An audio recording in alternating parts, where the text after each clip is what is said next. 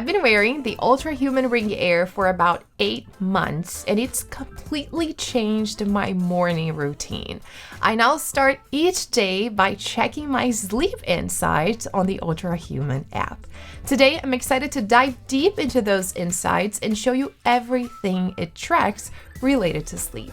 But first, make sure to give this video a thumbs up if you enjoy my content and subscribe to the channel if you haven't already so you don't miss any of my new content coming up.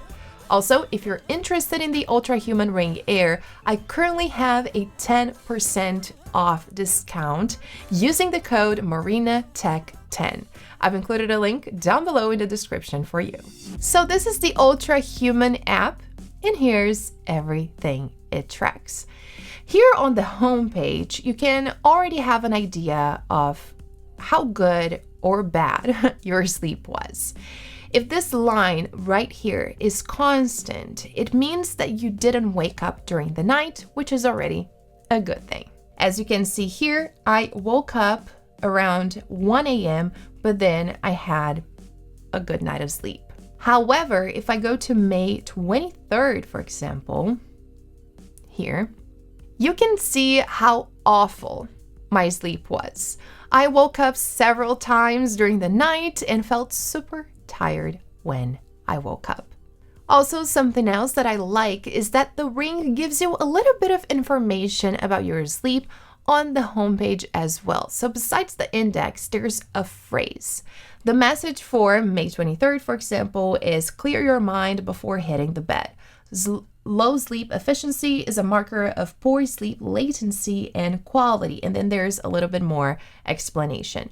Now, if I go to today, because I had better sleep today, here, optimal deep sleep for recovery. Deep sleep or slow wave sleep marked by slow brain waves aids healing, boosts immunity, improves memory, balances hormones, sharpens thinking, stabilizes mood, lowers disease risk, and increases energy. So I love that it gives more explanation on how good or bad your sleep was. So you're always learning more and more. And of course, it's important to consider that this will vary depending on your score. So today I had a score of 88. Yesterday was 85 again. So this will vary, but it's nice because you will learn about what you did the night before that could be improving or not your sleep. So if you eat late, for example, you might have a sleep quality that is not so great. But if you eat earlier at night, you may improve your sleep quality. So you'll learn all the time. It's awesome. But let's now dive into the insights. If I click right here on the sleep index, I will see the app gives you a lot more detail. So today I had 8 hours and 38 minutes in bed, 8 hours and 8 minutes of total sleep, 95% efficiency. My average heart rate was 64, and the average HRV was 36. If I click on each of these, I get a graph showing me all the data I have, so you can compare it to your other nights, which is nice. You can do this for any of this information. And then right here, you have the sleep index contributors. And something that I really like about the Ring Air and its app is that you can find detailed information about every single thing. For example, if I tap right here on sleep efficiency and go all the way down, I will find information on what sleep efficiency is. So here it says sleep efficiency represents the proportion of time your body spends resting and recuperating while you are in bed. Low efficiency implies that despite spending sufficient time in bed, your body may not receive adequate restoration rest.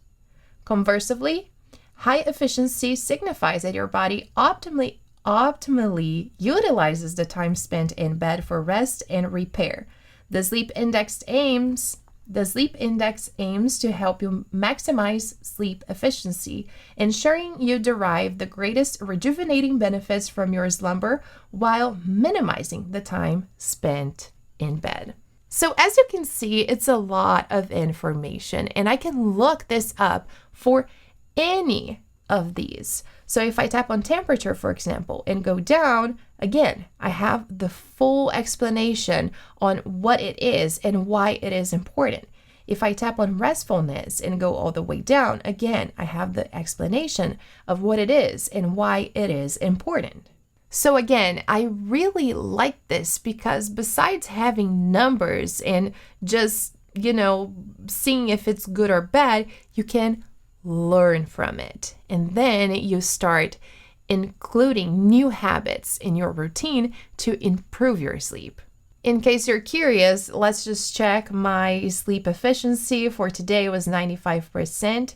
And there's also the average for the last 7 days, community average, and the top 10 percentile average. My temperature was good, so it wasn't great, but it gives me the details as well. Restfulness, consistency, this is pretty good. Total sleep, 8 hours. So if I go back, I have all data right here. HR drop, this is not so great. The average is not the best. Timing, and restoration time. Now, if I go back to this page right here and go down, I can check the average oxygen saturation. There is not a lot of information about this at this moment because it's in beta, but again, I just tapped on the eye icon right there and it gives me an explanation about it. So again, you're always learning something. But now let's talk about sleep stages. Here you can check how much deep, light, or REM sleep you had, and if you had time awake in bed as well. So last night I went to sleep at 12:16 and I slept for 35 minutes, and then the white section shows me that I was awake for 14 minutes between 12:55 and 1:09 a.m. Then I fell asleep again. It was light sleep.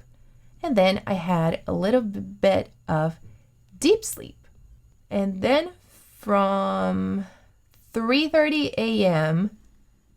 till 8:48 a.m., I had both light and REM sleep. I always like to have as much REM sleep as possible because it is the one that will help us rest the most. Again, if I tap right here on the eye icon, I will get an explanation about it.